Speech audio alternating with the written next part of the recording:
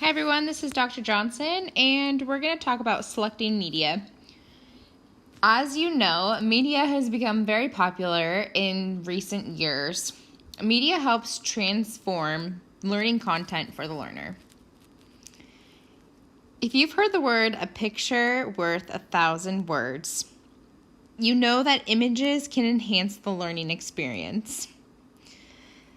It's important that we use media and images within our education practice that enhance our overall message as the nutrition professional.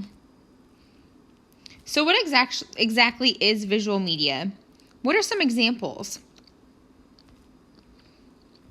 Here are three main categories when we can look at examples of visual media: stationary media, interactive media, and technology-focused media.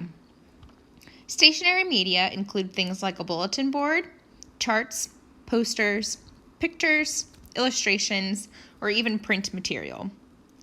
Interactive media are things like whiteboards, objects, food models, food labels, or even a food demo.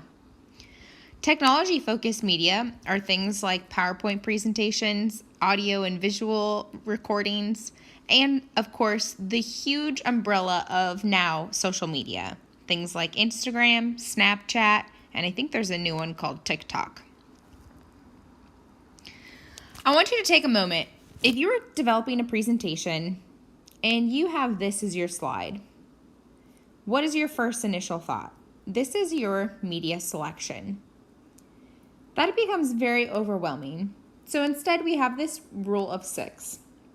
The rule of 6 is one of the things that they say is best practice when you're developing educational content and selecting media. The idea is that you don't have any more than 6 bullet points per slide, and each bullet point only has 6 words.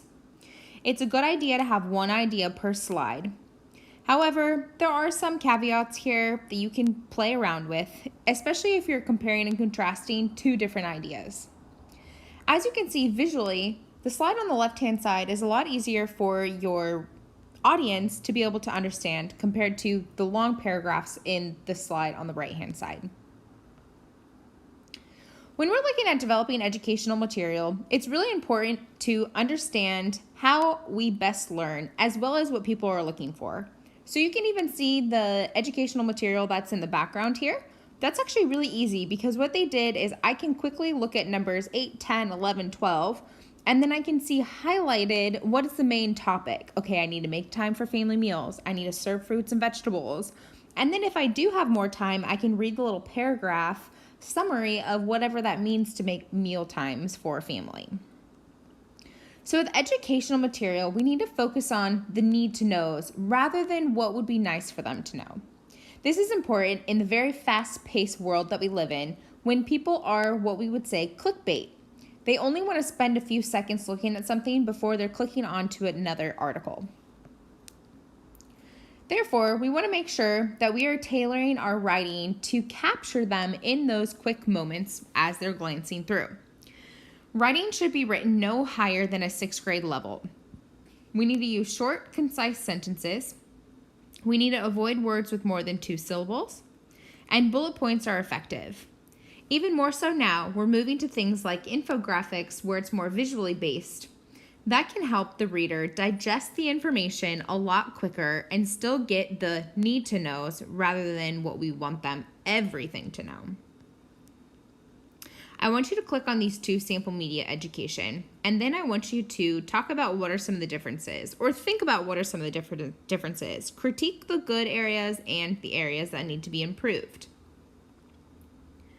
In summary, when you're selecting visual media, it should enhance, not distract. We want to use lay terms and really going from the 4th to 6th grade level of writing for the general population. We want to be audience focused when we're developing visual media, and we want to make sure that we're only highlighting major key points.